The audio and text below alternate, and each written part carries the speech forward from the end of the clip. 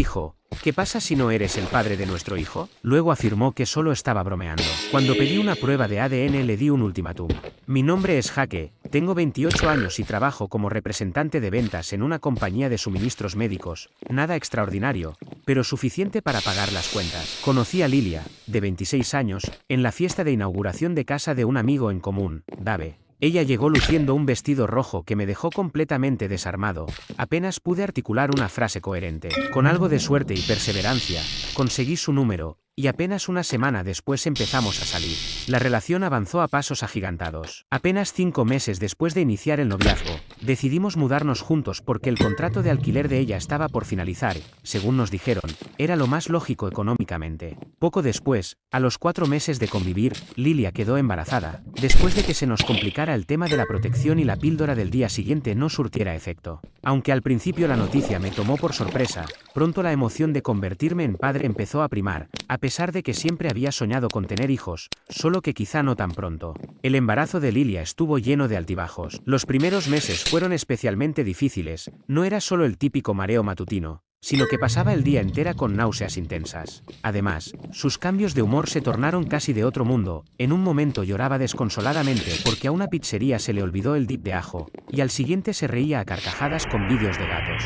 Intenté ser comprensivo, atribuyendo sus reacciones a las hormonas y al proceso de formar una nueva vida, pero ciertos comportamientos me hicieron sospechar que algo no cuadraba. Por ejemplo, en el tercer mes de embarazo, en una ocasión recogí su teléfono para revisar la hora mientras el mío se cargaba, y ella reaccionó de manera tan violenta que casi se me lo arrebata. Me dijo que tenía el trabajo privado en él, algo que resultó poco convincente viniendo de una recepcionista en una clínica dental. Sumado a ello, en la segunda etapa del embarazo, se volvió muy insistente con un tal Travis, un compañero de trabajo a quien elogió en múltiples ocasiones. Sin embargo, tan pronto como supimos del embarazo, comenzó a evitar mencionar su nombre. Cuando le pregunté al respecto, se mostró excesivamente defensiva, acusándome de interesarme demasiado por sus compañeros de trabajo. Otro detalle extraño se dio en las citas médicas. Al inicio del embarazo, Lilia insistía en que la acompañara a todas las consultas, incluso reprogramando mi trabajo. Pero a partir del 5.º mes, me dijo que no era necesario, ya que eran revisiones rutinarias de peso y presión.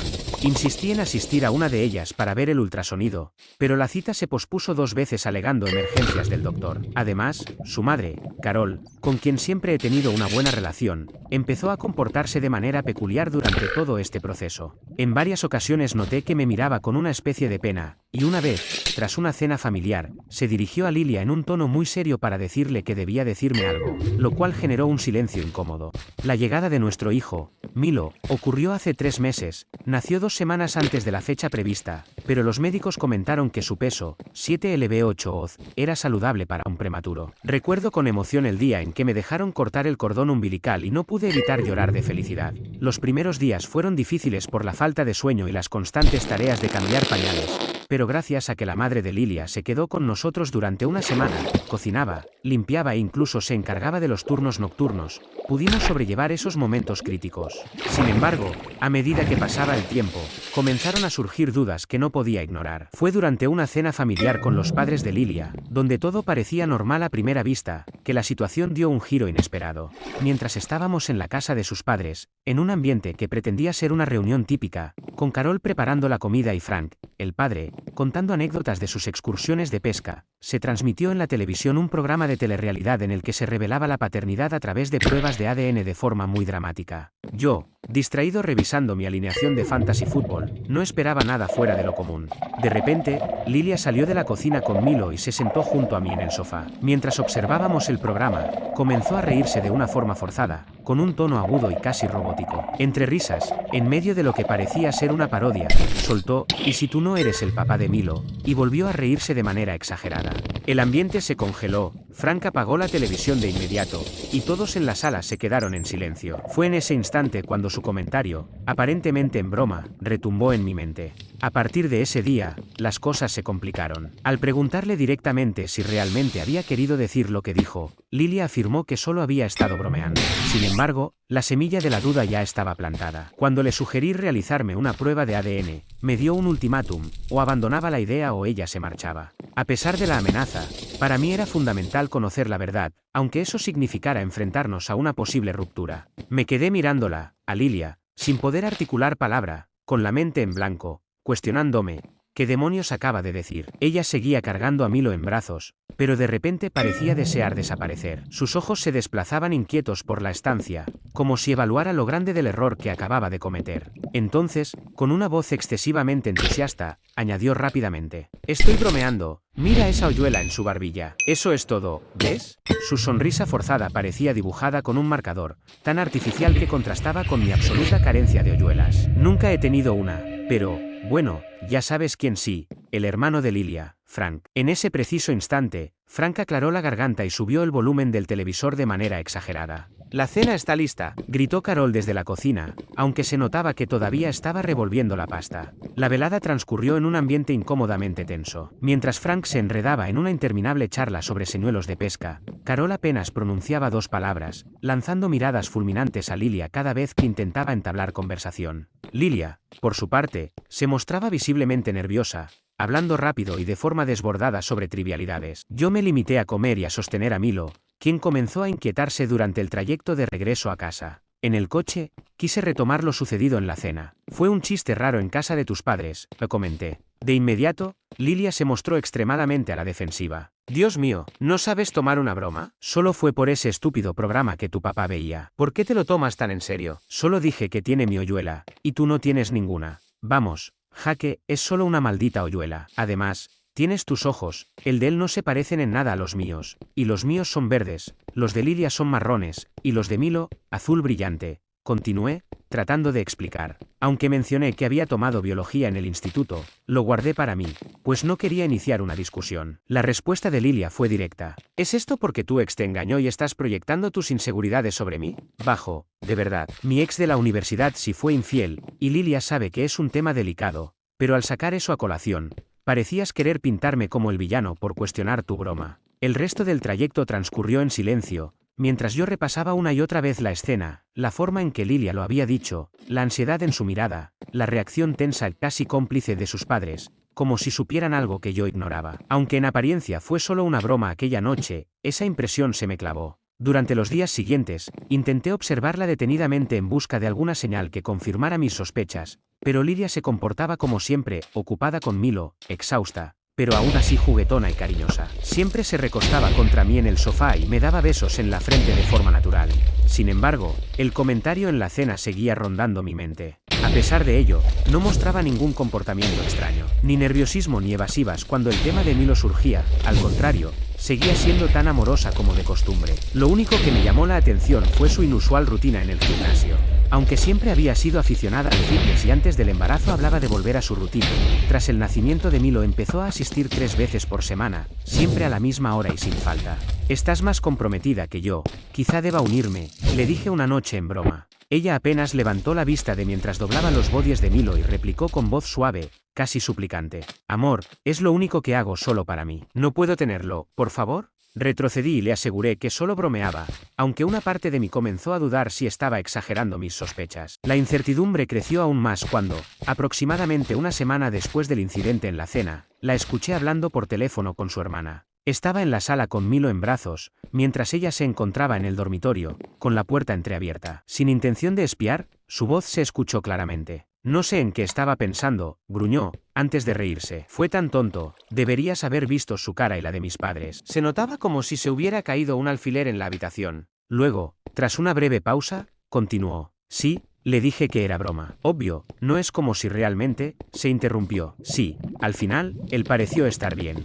Lamento no haber interrumpido en ese instante para preguntarle qué había pasado exactamente, pero en lugar de eso, me quedé allí, mecía a Milo en mi regazo, sintiendo cómo se apretaba mi pecho. Algo más llamó mi atención. Últimamente Lilia parecía comportarse de forma extraña respecto a Milo. Antes, se mostraba contenta de que yo lo cuidara mientras ella se echaba una siesta o se duchaba, pero ahora se le veía constantemente cerca, quitándomelo en cuanto él mostraba el más mínimo desasosiego, insistiendo en que él necesitaba a su mamá. La situación se agravó cuando, la semana pasada, mi madre comentó inocentemente que Milo no se parecía mucho a nuestro lado de la familia. Lilia reaccionó de forma explosiva en el coche, acusando a mi madre de ser demasiado crítica y de querer crear problemas, pese a que mi madre es una persona extremadamente amable y jamás tuvo intenciones negativas. A pesar de intentar reprimir mis sospechas, aquel comentario en la cena sembró una duda en mi mente que crecía día a día. A pesar de intentar reprimir mis sospechas, aquel comentario en la cena sembró una duda en mi mente que crecía día a día. Empecé a investigar en internet,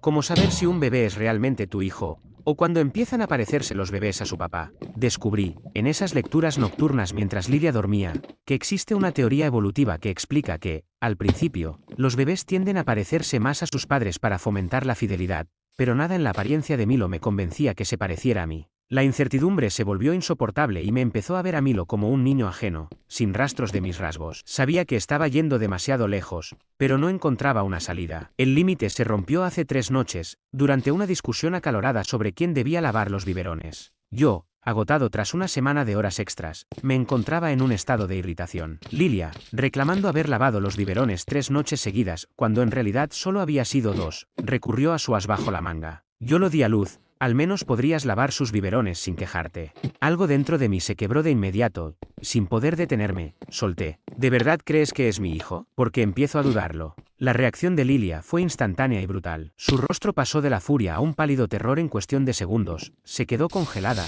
mirándome con la boca abierta durante casi 3 largos segundos, para después explotar en una rabia nuclear. ¿Cómo te atreves? Yo lo di a luz. Cargué a este niño durante 9 meses. He estado pasando las noches en vela con él, mientras tú duermes a pesar de sus llantos. Y ahora tienes el descaro de cuestionar si es realmente tu hijo. ¿Qué clase de monstruo eres? Me gritaba ella tan fuerte que temí que los vecinos llamaran a la policía. Milo empezó a llorar en su cuna a causa del alboroto, pero yo no iba a retroceder de nuevo. Si no hay nada que ocultar, propongo hacer una prueba de ADN para disipar mis temores. ¿No sería sencillo confirmar si es mío? En ese preciso instante, ella perdió completamente el control. Agarró un florero de la mesa de centro y lo lanzó contra la pared. El vidrio se hizo añicos por todas partes. Luego, comenzó a sollozar con una intensidad que no se parecía a nada que hubiera visto. No voy a someter a mi hijo a una prueba solo porque tú te sientes inseguro. Si no confías en mí, ¿qué tenemos? ¿Cómo podemos formar una familia si piensas que soy un mentiroso y un infiel?, exclamó mientras se precipitaba hacia el dormitorio. Al percatarme de su arrebato, fui a revisar a Milo para asegurarme de que estaba bien en medio de tanto griterío. Cuando regresé, la vi embargando una maleta con ropa. ¿Qué estás haciendo?, le pregunté. No me quedaré aquí con alguien que cree que soy, respondió entre sollozos. Voy a llevar a Milo a la casa de mis padres hasta que recuperes la razón, continuó. Intenté calmar la situación. Lilia, por favor, necesitamos hablar de esto como adultos. Pero ella replicó que o confiaba en mí y dejaba este asunto o, de lo contrario, se acababa nuestra relación, sin discutir más el tema. Noté, además, que se refería a mi hijo en lugar de nuestro hijo, y eso me hirió. Decidí ceder para poder llegar al fondo del asunto, fingiendo estar de acuerdo. Le dije que lamentaba haber reaccionado de ese modo, que la amaba a ella y a Milo, y que anhelaba que fuésemos una familia. Ella pareció creerme, pero la tensión se palpaba durante todo el fin de semana, con sonrisas forzadas y conversaciones mecánicas. Sin embargo, en mi interior sabía que debía descubrir la verdad. Ese comentario en casa de sus padres y su extrema reacción ante la sugerencia de una prueba de paternidad no desaparecerían por sí solos. El lunes, pedí un kit de prueba de ADN en línea, pagando un extra para que llegara al día siguiente. El paquete arribó el martes, mientras Lilia estaba en el trabajo, y lo escondí en mi bolsa de gimnasio en el maletero del coche. Durante los días siguientes, fingí normalidad, ayudaba con Milo, lavaba los platos sin que me lo pidieran e incluso le regalé flores a Lilia en una de las noches, todo para sostener la fachada de que ya lo había superado. Aunque por dentro estaba hecho un desastre, apenas dormía y no paraba de revisar su teléfono, aunque nunca lo seguí hasta el gimnasio, ya que no encontraba nada fuera de lugar. El jueves se presentó la oportunidad perfecta. Lilia se dirigió a tomar una larga ducha para relajarse, mientras Milo dormía tranquilamente en su cuna. Aproveché ese instante y saqué el kit de prueba de ADN de mi coche, leyendo las instrucciones varias veces para no cometer errores. Se supone que hay que frotar el interior de la mejilla del niño, luego hacer lo mismo con uno mismo, sellar ambos hisopos por separado y enviarlos. Mis manos temblaban tanto que apenas pude abrir el paquete. Entré sigilosamente en la habitación de Milo y lo observé dormido, cuestionándome si realmente era mi hijo. Por un breve instante dudé, pensando que quizás estaba destruyendo nuestra relación por una paranoia infundada, pero al recordar la expresión de Lilia al mencionar la prueba, una mezcla de confusión, dolor y miedo, seguí adelante. Con cuidado, pasé el hisopo por el interior de la mejilla de Milo, intentando no despertarlo. Se movió ligeramente, pero no llegó a abrir los ojos. Sellé el hisopo y repetí el proceso en mí mismo. Luego, empaqué todo en el sobre junto a mis datos de pago. Apenas terminé, el agua de la ducha se apagó, y tuve que salir corriendo de la habitación y regresar a la sala antes de que Lilia saliera con su bata. Cuando ella me encontró, me preguntó qué estaba haciendo y yo, tratando de disimular, respondí que solo estaba revisando a Milo. Durante mi descanso laboral, envié el sobre con la muestra y pagué $200 por un procesamiento urgente, indicándome que los resultados estarían listos en 2 o 3 días hábiles. Creí que el asunto había quedado resuelto, hasta que el sábado por la mañana, mientras Lilia hacía la colada, sí, cometí el error de no hacerlo yo, ella encontró el recibo del laboratorio de ADN en mi chaqueta. Con el recibo en mano, entró furiosa en la sala, señalándolo como si fuese la prueba definitiva. Mientras Milo, en mis brazos, empezaba a inquietarse por la tensión en la habitación, ella me arremetió. ¿Qué es esto? Fuiste a escondidas tras prometerme que dejarías el tema, cuando realizaste la prueba sin decírmelo, estás de broma. Su grito se alzó en el momento en que Milo lanzó un chillido agudo, lo que me obligó a acercarlo y calmarlo, pues ella ya no podía sostenerlo en esos momentos de furia. Respiré hondo y mantuve la calma, respondiendo, es exactamente lo que parece. Ella gritó que me había traicionado, que había tomado el ADN de su hijo sin su consentimiento. Coloqué a Milo en su columpio para tener las manos libres y continuar la conversación, sin pretender disculparme por buscar la verdad. Lamento haber tenido que actuar de esta manera, pero no me dejaste otra opción. Esta duda me estaba consumiendo, le dije con voz más firme, sin perder de vista la presencia de Milo. Lilia, con el cuerpo tembloroso y entre sollozos, me espetó, incluso si es tu hijo, nos has destruido, ¿cómo podré volver a confiar en ti? Te metiste a escondidas y tomaste el ADN de mi bebé sin consultarme. Con cada palabra, la tensión aumentaba, y a pesar de su llanto, quedó claro que en su mente ya se había decidido, la confianza se había quebrado irremediablemente. Me reí con un amargor que no tenía nada de gracioso y dije, ¿de verdad? ¿Hablando en serio? Después de todo lo que ha pasado, sueltas ese comentario tan raro en casa de tus papás y luego te alteras cada vez que alguien menciona a quién se parece Milo. Cuando intento hablarlo, me haces callar. Cuando saco el tema de las fechas, te pones a la defensiva. ¿Qué se suponía que tenía que pensar? Ella guardó silencio, apretando los labios hasta formar una línea rígida. ¿Cuándo llegan los resultados? Me preguntó en voz baja. ¿El lunes o el martes? Contesté. Asintió lentamente y me miró largo rato antes de inclinar la cabeza. ¿Y si muestran que él es tuyo? ¿Qué va a pasar? No lo dudé ni un segundo. Entonces haré lo que sea necesario para arreglar esto, recuperar tu confianza y demostrarte que los amo a ti y a Milo. Lo decía en serio, pero de pronto ella cambió la expresión, se oscureció.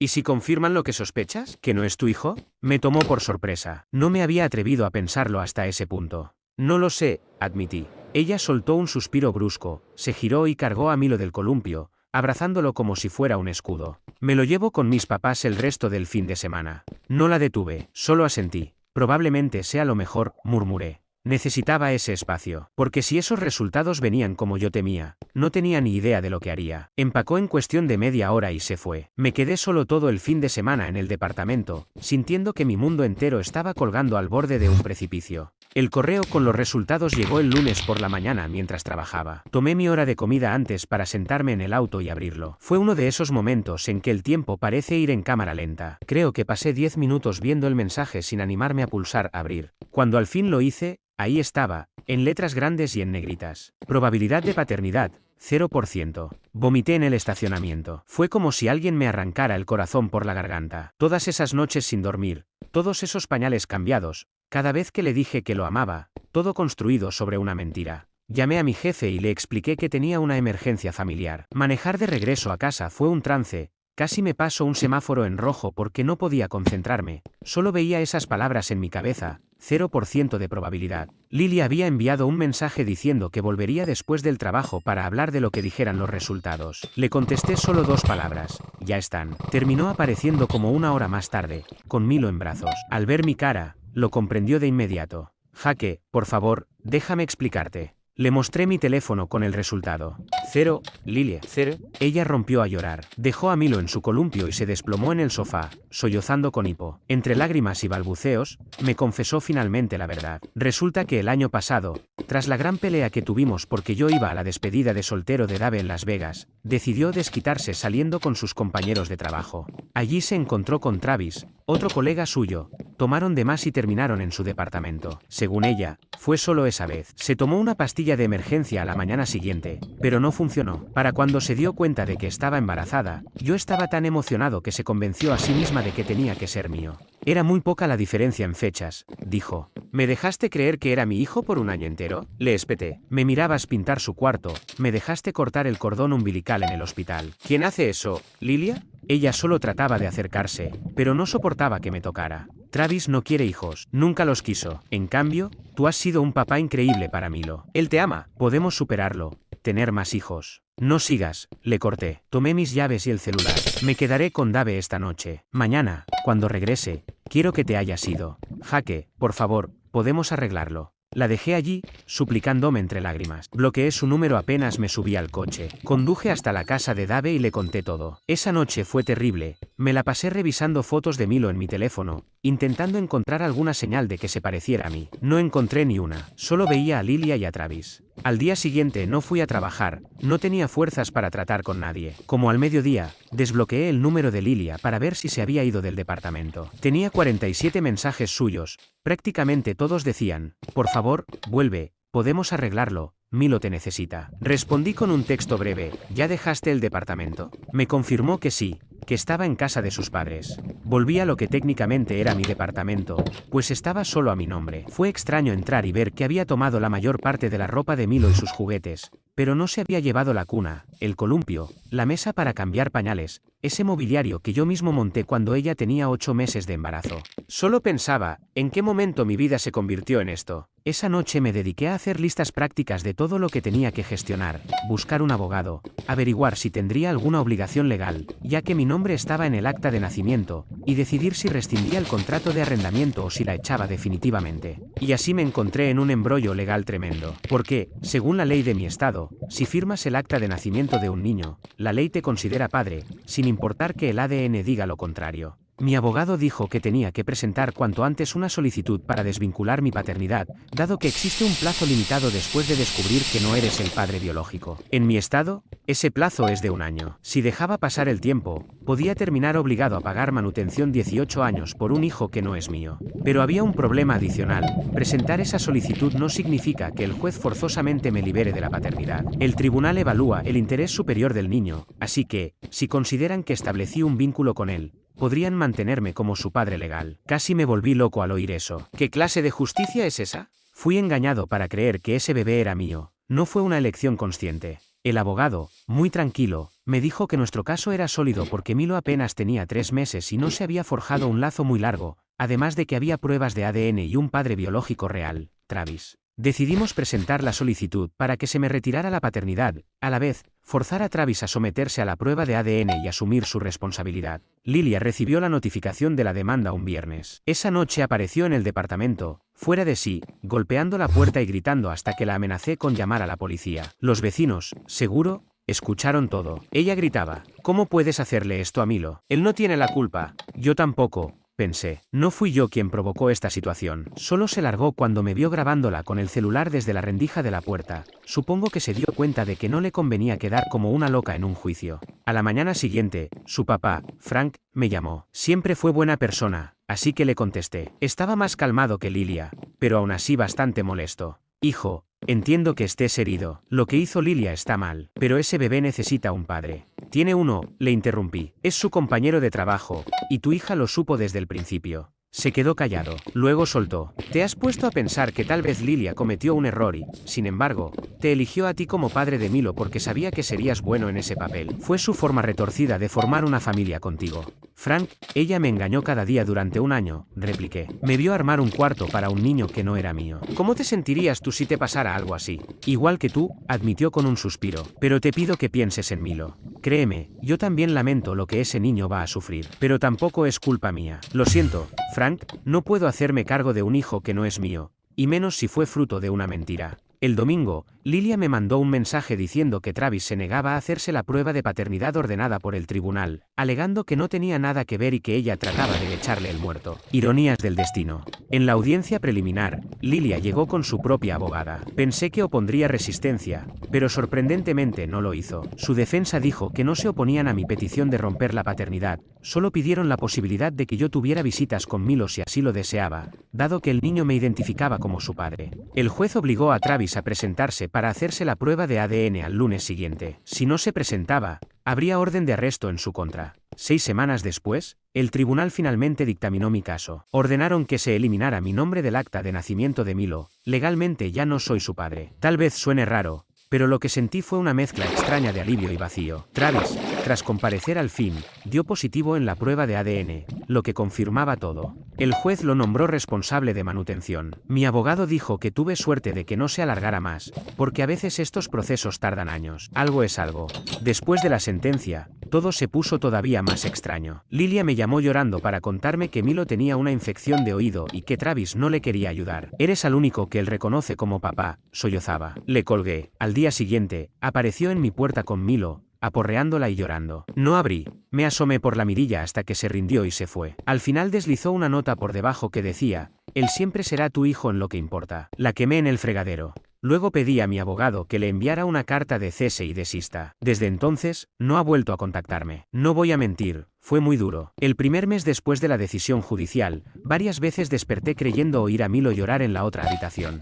Me levantaba casi por reflejo antes de recordar que él no estaba ahí. En realidad, nunca lo estuvo de verdad. Le hice caso a mi amigo Dave y doné todas las cosas de bebé a un refugio para mujeres, la cuna, la ropa, los juguetes. Me costó un trabajo enorme, sobre todo al encontrar el pequeño enterizo que decía el mejor amigo de papá, que compré antes de que naciera. Estuve a punto de quedármelo, pero supe que me haría daño en el futuro. Pedí un traslado a la oficina que mi compañía tiene en Austin, ciudad nueva, departamento nuevo, número de teléfono nuevo, una vida completamente distinta. Solo les conté a un par de amigos cercanos dónde estaría. Una especie de borrón y cuenta nueva. A cualquiera que atraviese algo similar, solo puedo aconsejarle que si tiene dudas, se haga la prueba de paternidad de inmediato y busque un abogado. El sistema legal no es precisamente benévolo con hombres en nuestra situación. Descubrir que alguien a quien amabas pudo mentirte así todos los días durante un año te destruye la confianza. A mí me ha costado mucho volver a creer en la gente, también estoy trabajando ese tema en terapia. Dudo que vuelva a escribir algo sobre esto. Siento que cierro este capítulo de mi vida para siempre. Ahora prefiero enfocarme en mí,